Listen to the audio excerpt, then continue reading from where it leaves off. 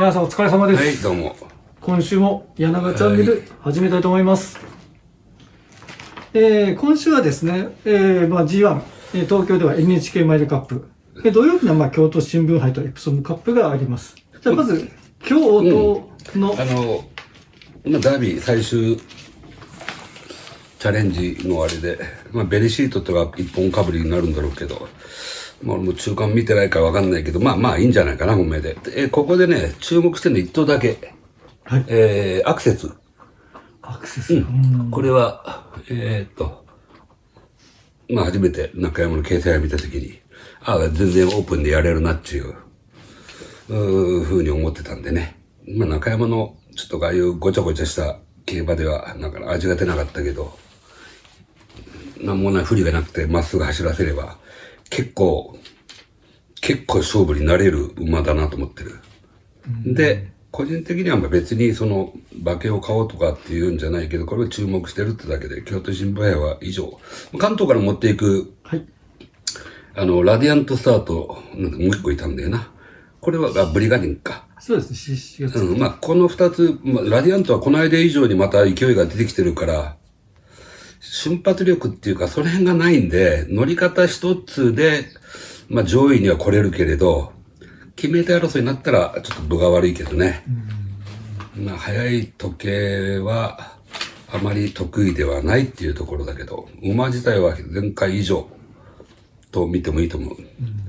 あと、テラーノかとか、テラーノがいたのかな。テラーノって追い切り時計知ってますか？いや、すごく知ってるよ。10っていくつぐらい出してるんじゃない10.7だったんですけど、どうですかね。楽に動けてるし。そうですよね。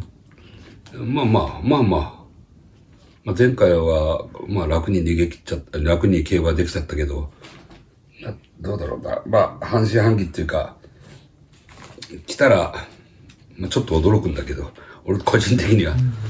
調子いいよな。調子はすごく良さそうですよね。その辺で、関東馬はこんなとこだけど、関西の競馬だろうなと思ってる。気にしてんのアクセスっていう。アクセスですね。3分で終わった。エプソムカップ。ここはね、結構、馬券買おうかなと思ってるんだけどね。そのカップ。一番人気トロバトーレになると思います。初めて稽古でちょっと、今まで稽古で叱りつけたことがあったけど、今回初めて、ゴール前ちょっと気合入りさせたんだけど、おそらく反応があんまり良くなかったからやったんじゃないかなって気がしてんだけど、シカちゃんとかずっと外もあるから、時計的にはあんなもんでも十分なんだけど、人が俺自体自分が思った以上に反応はあまり、ピリッとしなかったなっていうところがあって、悪いとは言わんけど、今までのこの馬の調教から見ると、今までの中と比べると、好きになれなかったっていうだけの話。ということで、悪くはないけれど、前走以上の上積みっていうのはなしと断言しちゃった。というと、これでも勝負になるだろうって勝負になるかもわからない。あと人気どころでは結構関東馬が多いんでね、関西馬出番ないのかな逆に言っちゃうと。そんな気がするね。エピファニーは、いまいち今にだな。変わらない。オクタビは非常にうまく仕上がったな。先週、ずっと結構乗ってたけど、先週から随分ピリッとしちゃって、結構、90点以上できたね、オクタビは。あとは力関係っていうところだけど、どんなもんか。おにゃんこも安定してる。体調に変化なし。悪くない。カラマティアヌスは、依然好調しキープ。どうもね、これ、なんていうんだろう、楽に前に行けるようになっちゃったっていうのが、出さないで、この間の構想につながってるんだけれど、あのくらいは走れるなっていう、ところだろうね。あのくらいで走ったら勝負になっちゃうんだろうと思うけど、ただ、斤量がな、今回、58になったから、なんとも言えないけど、充実してるんじゃない？本格化。東京でもやっぱりパッと前行きますかね？今回メンバー、おそらく楽なスローだし、これゲート上手くなっちゃったから、この2回とも。だから、行こうと思えば、3番手ぐらい楽に行けるし、注文つけなくても行くんじゃないかな。3、4番手ぐらいはいられる。でも花2番手っていうのがおそらく、岩ちゃん、岩と堀っていうところが、おそらく、これ1番手、2番手になっちゃうだろうけど、その後ろが3、4頭ぐらいで固まりそうだけどね。まあ、いいでしょ、早くはならんわ。まあ、だからその辺の行為っていうところに絡んでんじゃない？まあ、上位には来そうな感じはするね。フロックじゃないな、ここ2回は。で、桜は、久しぶりに、まあ、キャリアが浅いからあれだけど、久しぶりに直前今週、販売左から出してね。これ、最初の頃まだ体ができてない時ってそういう追い切りだったんだけど、ここのところ、先週、前回あたりはもうびっしりやったんだけどね。まあ、それがなんだって話で、先週もちゃんといい合わせもしてるし、特に不満なく来られました。もう、楽に足りちゃいます。っていうところで、当然、馬券圏内。ここでカラマと2つ目。サブマリーナは、一つ心配は、入れ込みかどうか。これちょっとその毛がある馬なんでね。まあそれだけだね。なかったら足は使うけど、まあ、ジョッキーからしてもおそらくしんがり一本みたいな競馬になるから、その辺がちょっと心配。今の馬場で、差し一辺倒っていうのは追い込み一辺倒ズバリは買う気にはならないけど、まあ3連の暇で抑えるぐらいでいいんじゃない？で、ジュタがどうなのかっていうのがちょっと気になってんだけどね。まあ無事ならもうとっくに重賞の1個は勝ってたレベルの馬だろうから、勝負ということはこの間見せたけど、やっぱり瞬発力がまだ、まあ足んないことは足んないんでね、早い東京の馬場っていうのは、追い比べだと不満が残るね。前でしのいでっていう競馬になるそうな感じはするけど。体調も上がってきてはいますよね、絶対に。上がってきてる。コース形態的には今のところ合ってないような気がする。これは俺の個人的な見解。ちょっと、馬券圏内は今回厳しいのかなっていうところはあるけど。まあ3連の紐で抑えることはあるかもしれないね。で、まあ、あとババーってきて、ステレンボッシュ。はい。これね、もし今回ダメだった場合、おそらく、これスタートは出るんだけど、二の足がつきにくい、つかなくなっちゃってるんで、去年1年間全く棒に振ったんだよな。ひどくて。その前まで非常に三大時はな、桜取って、その後も桜花賞、秋華賞か。その後外国に行ったらやっぱこんななっちゃったっていう典型的な悪いドツボにはまったパターンだけど、本当馬ってわかんねえんだけど、肉体的におかしかったわけじゃねえんだけど、と思うんだけど、ただね、この間悪くないと思ったけど太かった。体の張りもいまいち。競馬っぷりもいまいち。予想外にいまいちだらけだったけどね。これは俺断言していいけど、今回かその次には結果が出る。完全に復調してる。馬の形もこの間とはやっぱり、この間いいと思ってたけれど、やっぱ嘘だった。今回はもう全然違う。だから、例えば今回が前残りの競馬になっちゃったって言って、馬券には絡まないけど、おそらく結構のとこまで追い上げてくるんじゃない？足を見せると思うよ。もし馬券圏内来なくても。俺は来ると思ってるんだけど、これ買いたい一頭なんだけどね。去年の1年間は全て捨ててもいいような感じで復活するよ。まず間違いなく復活する。それも近いうちに。まあ、流れ的にはね、競馬がまださっき言ったように二の足つかないからどうしても後ろ側になっちゃうから、前が速くなりそうもないんで、っていうのはあるけれど、ぜひ抑えてもらいたいと。はい。もし今回ダメでも次回。ここまでですね。もう近いうち、本当に。もう3回ぐらいまでにはまだ勝つと思う。ストレートレーカーは本当に体調いいな。安定してるけど、まあさすがに敷居が高いわ。まあ楽に逃げてどこまで踏ん張れるかだけど。この間ぐらいが精一杯だから、速い時計の45秒台真ん中ぐらいだったら走れるかな。まあそれ以上は厳しいかもわかんないな。センツブラッドっていうのは関西馬でも最も怖い一頭だなと思ってるけどね。十分勝負になると思う。また一応わかんないけど、いい状態で来てくれれば馬券圏内。関西馬ではこれだけだなと思ってるね。トラバトーレは先ほど言ったように、俺個人的には今回は頭からって気は全くないんでね。前回がもし前回を100とすると、まあ95までいかないんで、90ぐらいな感じなんじゃないの？ 80 以上が合格点でね。そんな感じ。マイネルモントも体調本当に安定に来てるけど、元気よく頑張ってるけど、まあ前走その前が、まあ力を出し切ってる。なかなか異常はないでしょ。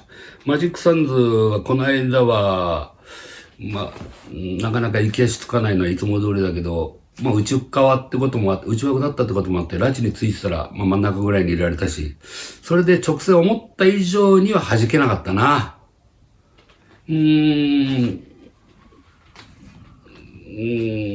まあ馬込み大丈夫なことは全然大丈夫だったけど、あの競馬見ちゃうと、何かないと重賞で勝てるってことはないな、今のところは。もう全然条件変えなくちゃいけなくなっちゃうかもね。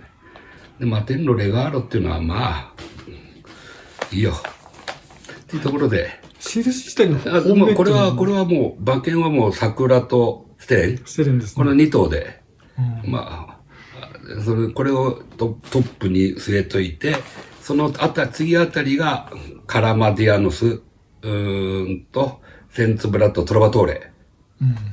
で、その後ろ側に3番手評価として、サブマリーナとかジュタっていうところを食い込ますかなっていうところだね。はい、3連単まで言っちゃったよ。以上が簡単だ。簡単だってことはねえけど。その通りちょっと僕も買ってみたいですよ。当たるよ。森田さんと大穴だったらオクタビアヌスだけどなと思ってんだけど、3ぐらいに。内枠引けば、これ、昔言ったこともなかったんだけど、ちょっと重心の都合上で、左、周りオンリーで、拉致がないと、あればいいんだけど、だから拉致沿い走って来れるところで、3番手ぐらい拉致沿いねっていう条件がつくからね、内枠引けば、まあ3連のケツっぺたに抑えていても、穴で、出れば、穴が出ておかしくないメンバーだなっていう気がしてる。ということで、土曜日以上でした。はい。じゃあ、とりあえず今日は簡単に。週末は、柳長チャンネル。競馬予想は、デイリー、馬三郎。はい。NHK。じゃあ、NHK 行きましょう。いや、難しいというか。難しい。難しくしてくれたんだよな。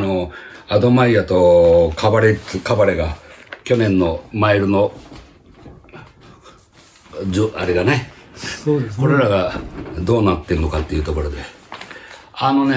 俺もマイルに戻るアドマイヤがナンバーワンだと思ってるんだけど、みんな皐月賞はどう見たかわかんないけど、このアドマイヤとカバレッジオってどう見た、負けっぷりどう見たのかって言うんだけど、おそらく新聞市場では、いや、距離が合わなかった、やっぱり店はなかったとかって言うけどね。で、そういう話が出てくるはずなんだよ。理由がわかんないから、例えば、なんでまあ、本命打つんだよ。絶対その辺はまず触れて、ね。距離が長くて負け方じゃないんだよ。で、距離が長くて負け方だったら、俺は本命にする予定だったんだけど、スプリンターの止まり方なんだ。っていうことはね、距離が合わなくても、強い馬はしのいでへばりつくんだよ。形で、共にこれ、内側が内枠だから、言っといて、その外に3、4番手、まあ、逃げた、ロブチョンと2番手が、あれだったら津村の2着の馬。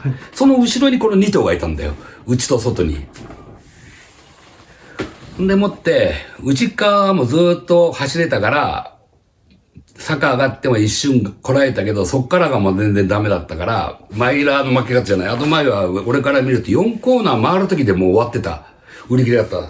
で、すんごく、だからそれが非常に腑に落ちなくて、まあおそらく原因っていうのは俺も聞いてないし、皐月に向けた調整っていうのも見てないから何とも言えないけど、もしその2頭ともが100点に近い体制であったんだとしたら、今回ないな。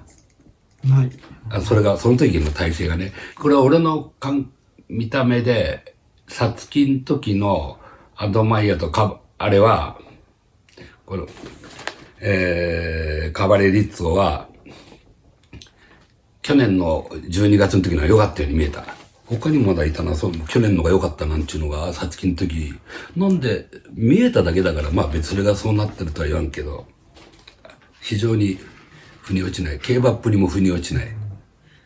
でもって、今でもマイルだったらアドマイヤが一番強いだろうな、強くなるんだろうなっていうのは変わんないけれど、今回に関してはこの2頭は、俺は馬券的にはもう買う気、人気がないんだったら、あれだけど、まあ、みんなわかんねえから、白三角でもつけんじゃねえの？黒三角とか、新聞社はみんな素人だから。うん。まあ、おそらくまあ、他に、2番人気から4番人気の間にこの2頭がいるかなっていうイメージですけど。そんな人気なのかな、でもやっぱり。そうですね。全くもってだな。うん、興味ない。まあ、そんなところだな。逆にこの2頭がスパッといらないって言っていただけると。いらないとは言わない。まあ、買わない。買わないというふうに言ってくれると、意外とそうスムーズだったりするかもしれないですけど、まあ、ダイヤモンドノットは評価これは、まあ、ゆいちゃんのところで、多分、力を出す。多分っていうか力を出せる。だから、力が出し切ったっていうのが、まあ、去年の暮れとか、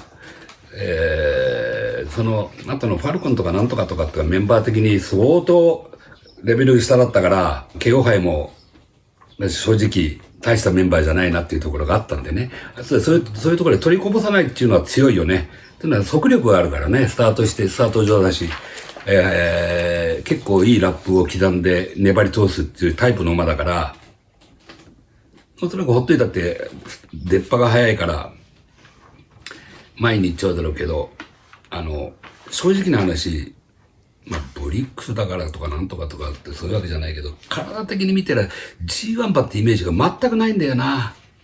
このブリックスのみんなほとんどがそうだけど、馬体のメリハリっていう観点ってそういうのがちょっとまあ俺の好みじゃないからそう思っちゃうんだけど、ストロングポイントが、まあ、ストロングポイントがないってことで、競馬は、この馬のストロングポイントは、まあ、スタートが上手、で素直、で速さがある。で、それで行って、ゴール前近くまで頑張れるから、ゴールのとこ頑張れるから、あとは、これより強い馬がいたら、それをかわすっていう、いなかったら残るっていう。時計が速いから31秒台の決着だと思うんだけど、まあそこぐらいは走れるよ。32秒台になるってことは、でもどうだろうな。まあ32秒前後と一緒か。まあそのくらいは全然時計的に走れるけど。レコードでもしレコードが出るような馬場で、この NHK のレコードってどのぐらいなんだろうな。わかんないけど、このコバと混ざっちゃったらダメだけど、NHK のレコードで勝つっていう感じはないかな。そういう、そこまでの、まだ、ゴール前までの鋭さっていうか、最後の一腹もその11の前半でまとめきるっていう弾力、力はないとは思うけれど。まあ、競馬は、どうなの？前に行って意外と、競ってきそうもないメンバーだから、ユーファローあたりがいたってな、そんなに速いわけじゃねえから、これは。逃げたいって逃げる形にもならないかもしれないし。途中からかましてまくるってことも多分できないだろうな。どんなとこが気になってんだよ。まあそれがだからダイヤモンドノットはまあ馬券圏内の一個のは必要だっていうところだけは本命にするっていうことはまあ俺からするとないけどね。ない。ない。まあ上位人気になります。ロデオドライブなどは。えロデオドライブ。ロデオはすごくいいね。この間負けると思わなかったけどな。なんで負けたんだろうか。ちょっと、まあ、あれを何回か見てやったけど、全然能力で負けたのかな、としか、勝ったのが。まあ、レザベーションっていうのは当時気にしてたから、あれだったけど、ただ、これだけは言えるよ。ロデオは、この間よりもうまいいいわ。やっぱり、随分良くなった。あったかくなって。上積みは大、スタートも早いし、折り合いも完璧につくようになってきちゃったし、府中の馬場、全く心配ないし、速い時計も心配ないと。力強さがあるな。ゆるさがほんとなくなったサートルにしてはがっちりしてて、それでもって、どっかからどこの血が入ってるのかわかんないけど、しなやかさがあるっていう、G1 取れるレベルの馬であることは間違いないし、まあマイル路線で相当行くなぁと気がする。一番人気か、これが。今俺喋ってそう思ってきた。一番人気は多分ダイヤモンドに乗ったと思いますけどね、僕は。本当に多分2番人気はロデオかなという。まあ、じゃあまあそこら辺だね。じゃあその辺を任せたレザベーションか。はいレザベーションこの間はうまくいったな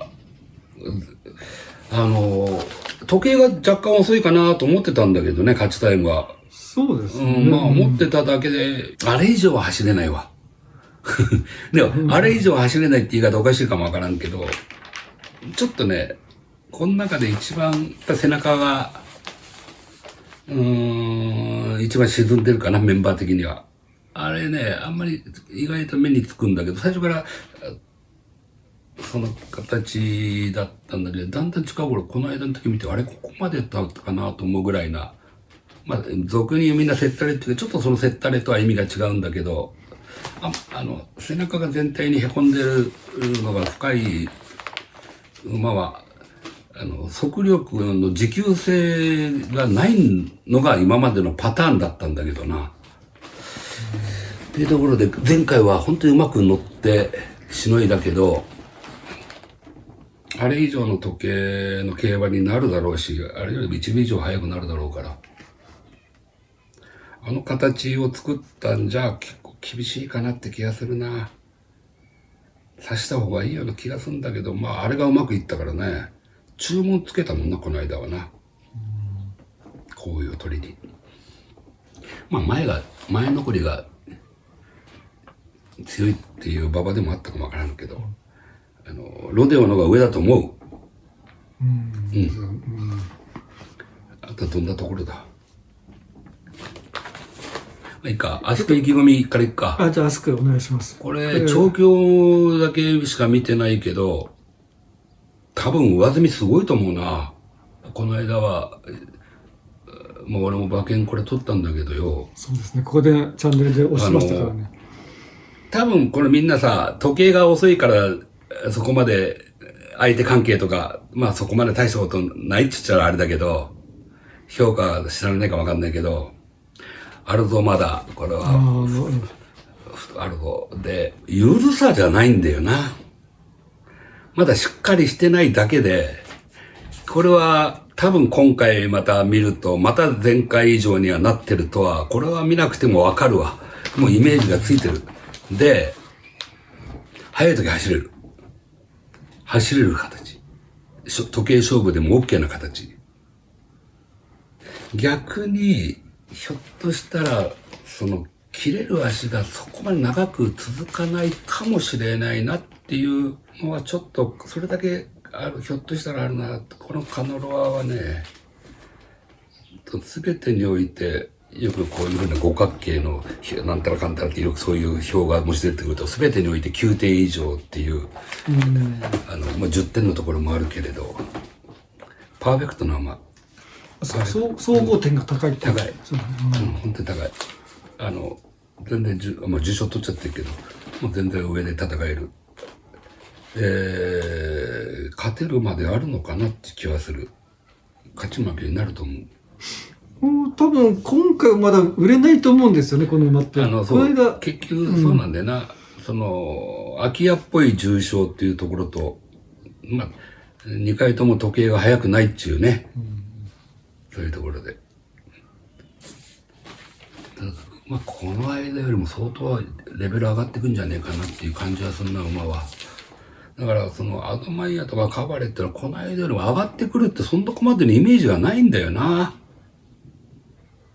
その感覚ってやっぱりちょっと成長が早いとかそうじゃなくて、見てて、ああ、効果が、次はこういう風になるなっていうのが浮かんでくりゃいいけど、アドバイヤーの場合は、去年のクレーで止まっちゃったんだよな。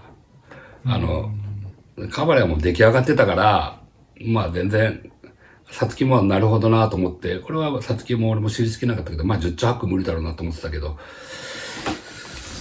まあ、アドマイヤーも印はつけなかった、外枠はつけなかったけど、多分変わってこない。まだ、だから成長が遅いなっていうところで、進化がな、変わってくるのが。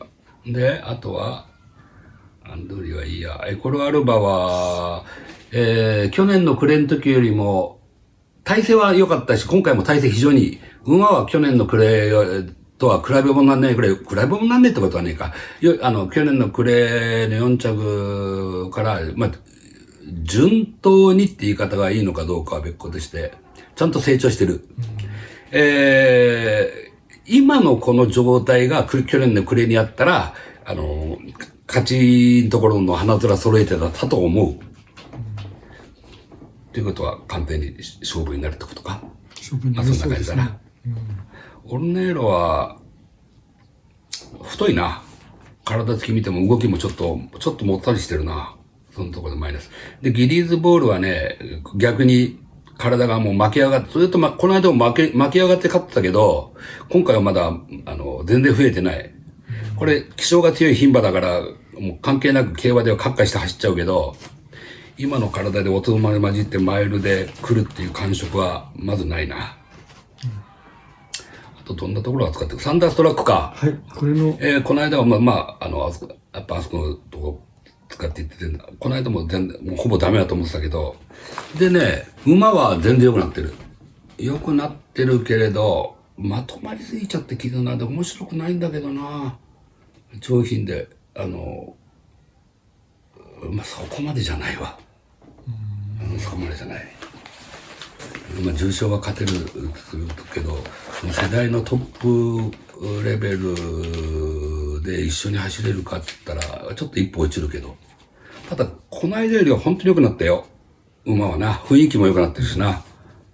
それだけで、この間が70点だとしたら、90点近く、90点ぐらいいってんじゃないか。こんな感じ。足りる足んないは、まともなら足んない。ルメールが乗ってこようが何しようが足んない。というのが結論です。ジーネキング、絶好調。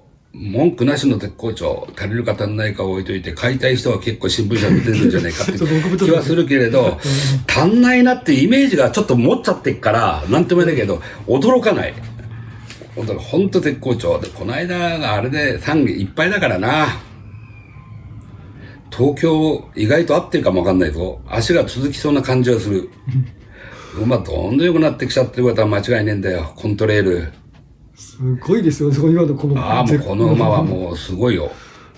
もうやっぱりちょっと買いたいなっていうのはみんな多分、状況はなんか多分よく、やっぱりね、札幌の2歳、インチキじゃない。あんな偶然にも2着に入ったけど、あれはうまく乗ってるの2着だったけど、今年に入ってからのこの馬の勢いはすごいな。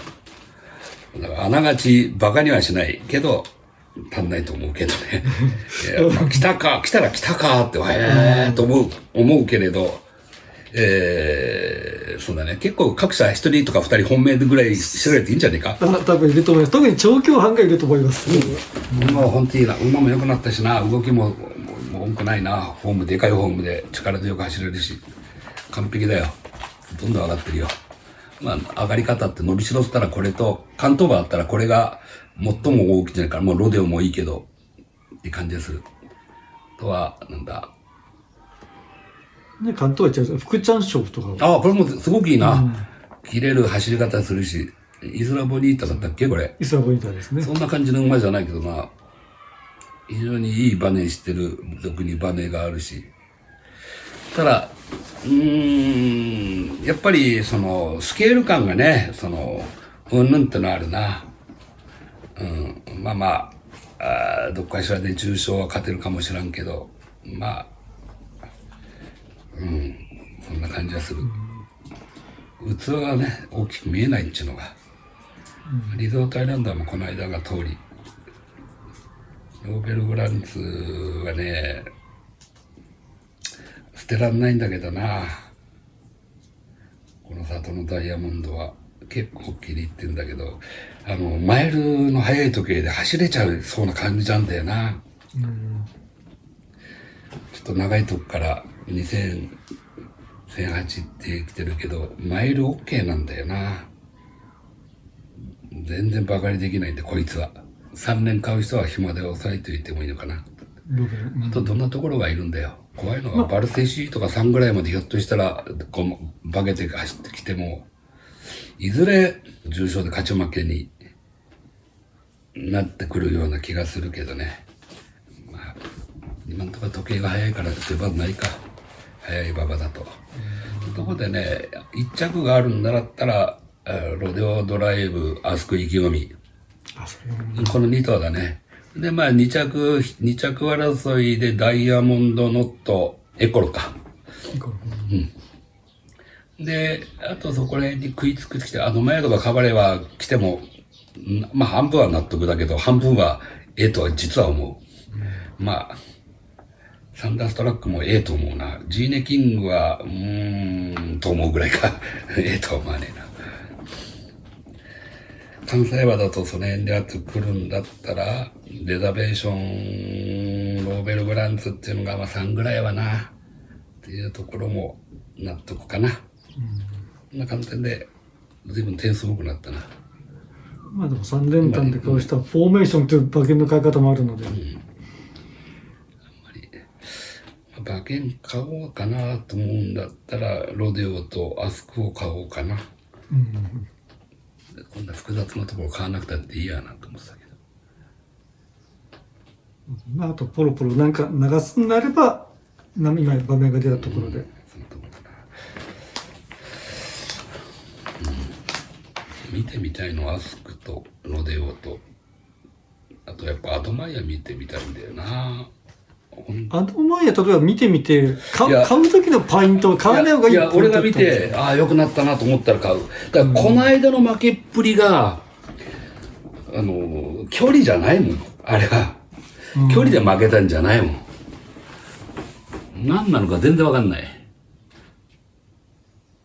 状態で負けて、体調で負けてるのかとか、友丹と友道とこだから、もうそんなことは分かってるだから悪かったら使うってことはねえから、聞いても多分分かりませんとしかない。なんだ、距離なんじゃないですかって言われちゃうから。まあ、分かんないで人間は、馬のことは。またこれだ。今週、日曜日の8レースが2点で決まるんだけど。日曜日の8レースじゃだけど、いただいて。はい、300 300円と500円なんだよ。いや、それでも、取れるならもらっときましょう。取れるけど、こんなこといいの？レッドキングよりは大丈夫だわ。やっぱ今まで能力があるから大丈夫だなと思ってたけど、そうじゃなかったな。今回は、初めてまともになったな。まともじゃなくても勝てるだろうなんて前回思ってたけど、やっぱそんなことなかったな。あれこれは喉手術って俺この間言ったけどしてないんだよな。それ言ったっけ俺。それはね、これは木村長吉に言われたんだよ。俺が言われたんじゃなく、俺がそれ言ったんだけど、なんか、場内放送でそんなこと言ってたんだよねって、喉の手術を塗って木村長吉が、俺と話してて言ったんだ。それ俺が多分言ったんだわ、なんて俺自分で言ったんだけど、で、俺がなんかそういうふうに書いた、新聞にも書いたから、それがどっかで言って、そうやって思ったのか、じゃないのって。そう、手術してないんだよね、なんて。俺もてっきり手術したのかと思ったけど、手術はしてなかった。そうです。全部手術したという噂は確かに僕も耳に入ったけど、でも実際にしてないってことですね。してないです。でも、全然違ったわ。ちゃんと合わせ馬2周できるようになったし、それも折り合いついちゃってるしな。頭が良くなった、ちょっと。大丈夫だわ。で、これが競泳ボニートで来て300円で、メイケイバートンで来て400円。で、俺は、メイケイ、競泳、まあな、この辺で決まって300円なんでしょうけど、ゴールドスターっていうのを奥村のところ、奥ちゃんのところで、こっちでちょっと勝負したいなと思って。これだったら、これで1000円だ。1000円。くだらねえな。ヘッドキングリから。くだらないな。マイルの半年ぶり、3ヶ月ぶりのウィンアプローチってのも、これも勝てるぞ、畑は。松岡の勝てる。これが1番人気になっちゃった。1番人気は多分、のりちゃんのアイアンバイクっていうのが1番人気だけど、多分、大丈夫だな。ウィンアプローチ勝つな。セリエン・クーニゲンとは調教良くなってきたから、ちょっとキングマン気にしてたんだけれど、これはまだダメかな。あとね、この間、俺、東京中山で水晶馬にしたタジマッチの鳳凰なんとかっていうのが、新潟の3台の特別の線に使うんだけど、元気で。これはね、勝ち負けだから、そこまで人気になるわけがねえんでね。これは、さっきのレッドとか今のやつよりも、これはちょっと、相手、全然見てもなんともいないんだけど、これは、相手調べないで単勝だけは買う予定ではいる。なんとか。ヘッセンですね。これはもう、ダートの時も取ったんだけど、この間芝生になって、それでも芝生でも大丈夫だろうなと思ったら惨敗しやがって、ハイペースになりすぎたっていうのもあるかもわかんないけど、これは一生クラスの1002だったら、これはタジマッチに前聞いて、なんで芝生にすんだよとか、芝生ダメじゃないでしょって言われて、確かにダメじゃねえなっていうふうに思ってたんだけど、ダートの時はもう、勝った時はもう多分間違いないなと思ってたけど、これはね、これは人気もそこまで。いやいや、人気にはならないと思う。いや、ちょっとメンバー見てないんだよ。何も前でここ使うっていうのだけ知ってたから、まあ、馬場がよほど悪くなるのはあれだけど、早いからね。まず、新潟級です。最初に絡まれないでコーナーまで行ってくれればな、多少早くても。並ばれてガシガシっていうメンバーがいるのかどうかも見てねえけど、あと新聞見て考えれば、一応買う予定ではいたんだけど。はい。だから、以上。はい。はい、じゃあ今日はこれで、すいません、これでいただきます。今日はここまでします。お疲れ様でした。今週もご視聴いただきありがとうございました。現在 POG ドラフト会議の YouTube 撮影中でした。イエーイ。立東から小田ほのみ記者に来ていただきました。ありがとうございました。すごいいい馬をたくさん紹介してくれたので、はい。本当ですか？はい、もうバッチリでした。はい。POG 動画は後日配信予定なので、そちらもチェックしてください。よろしくお願いします。お願いします。